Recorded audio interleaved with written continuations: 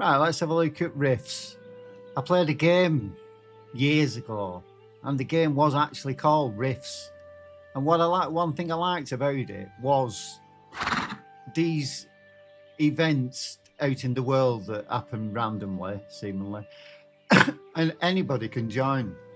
You can do it on your own, or you get some friends together and do it. But I'll just show you. If you open your map, you'll get these zones. Rift zone on 21 to 30, the level of you need to be, and they're all throughout the world.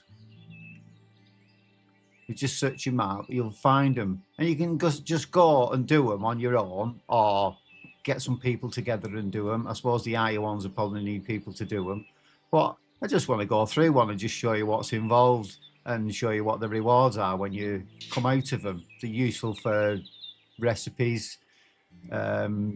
I'm not actually sure what you use the stones and the scrolls for, but let's do one and see what you think. If you're thinking of getting the game, this is one of the activities you're going to be able to do on your own. And think about the game is there's nothing really complicated about the game. It's pretty simple. I mean, these rift spaces, as long as you stay away from the center where the mobs spawn, they don't aggro like in other games. You'll get like 10 mobs running at you. You know, other implementations in other games, you know, they're quite difficult. But the ones I've done so far have been, as long as you stay away from the center and just pull the mobs, try not pull too much at once, I've been able to complete them on my own. So let's have a little look at how we'll go in this one. I'll probably make a right mess of this one now because I'm trying to show you what to do. But let's give it a go. So get off my horse first. So yeah, you go in. There's all the mobs here. Just pull one at a time. And as you see, it's got total kills you did to the Sky Rift, 2%. So obviously I'm the only one here, so if I complete it, I'll have done 100%. And I just stay away from the center so that I'm not pulling too much at a time. And I'm, if you can see in the bottom left-hand corner, put my character up, like I'm level 30. This is a 25 to 30. So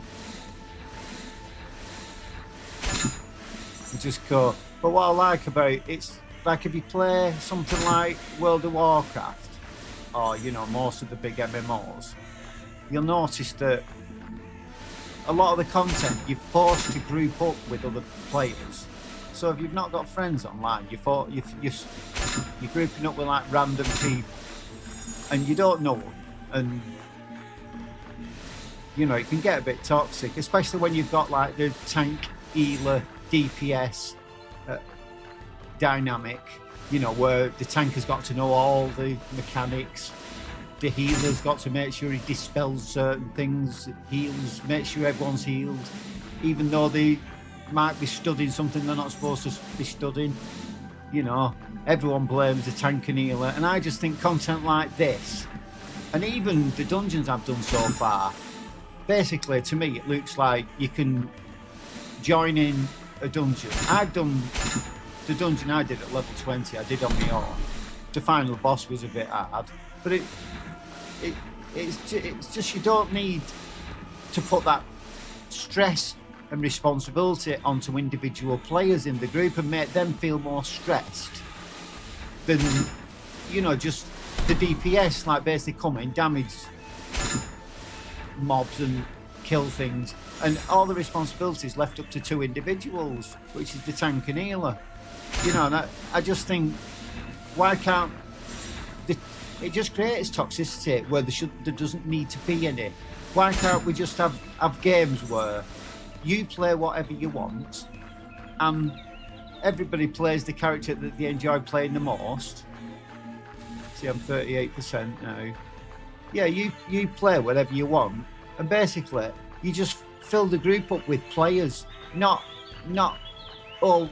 I mean, look at like a game come out called Fellowship, and they tried to take an aspect from World of Warcraft and from a lot of MMOs. You know, they tried to bring in an aspect which was the Mythic plus Raging experience, But they also brought in tank healer DPS dynamic, which in that game it just shows you one of the flaws of the Trinity, they call it, is nobody really wants to do. There's only certain types of people that actually want to do the tanking and the healing, because people just hold them accountable for anything that goes wrong, and it's not fun.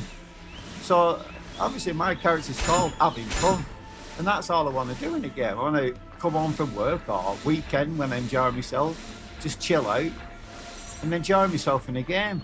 I mean, I actually, like in a game, I actually did enjoy tanking as just playing the character. My warrior's 20 years old, you know, in World of Warcraft, you know, but I didn't like tanking. I liked actually tanking, but I didn't like the toxicity that tanking brought. If I could play that character in a group, in a dungeon or a raid or something, without the toxicity, like all the pressure wasn't on me to know every little aspect of the dungeon, like I'd love to play it. I enjoy my warrior, but I always play him as a DPS because I just don't want, I just can't be dealing, I'm just too old to be dealing with the toxicity that it all brings. And I just think content like this, where you can either do it yourself or you can get people who you know to come and do it. I suppose later on in the game it'll get harder, but I've just played Elderguard, you know, and there are a couple of things I didn't like about Elderguard, but Elderguard's made by actually Blizzard employees, so ex-Blizzard employees, but they've brought in a PvE version of the game. So I thought, well, I'll try it, because I'm not really into extraction PvP type games, but you know, for 20 quid I thought I'll give it a go and see what a PvP version's like. And one thing about that game, they have only just brought in PvE into the game, but that's the same as this. Is you can basically go in. They've moved the boss that used to be in the world. They've moved it to its own instance version. So basically, it's like a dungeon now. And you basically they've no group finder for it or anything for that particular instance of it. But it's the same thing as this, where you can just go in on your own. Just go in on your own and do the content either alone or with friends. But there's no pressure. This is this type of content in this game and Elderguard is the sort of content you can just jump in and say, oh, I don't want to run about the world. I fancy just doing something on my own. And just jump in to find a rift, jump in and do a rift and then go to bed. Or do a couple of rifts, do a dungeon. And there's no pressure. I think you can tell my bags are full. But I just wanted to show you this type of content. I mean, I'm only using my one now. I'm not like exactly min-maxing the damage or anything, but it's just basically to show you, like, everything in this game. It's like the mobs don't have, they don't have like like an aggro radius sort of thing. They just until you attack one, it pulls, and it just makes it so a lot less stressful. You know, like it's good to have a challenge in an MMO and stuff, but this is just a game where you just pick a mob. That's the only mob that'll attack you unless you're doing AoE damage. And it's just something simple. You just go and do, chill, get these rewards. Like here, you get Rift Scrolls. I'm yet to find out what they're actually for, but I'm sure I'll find out.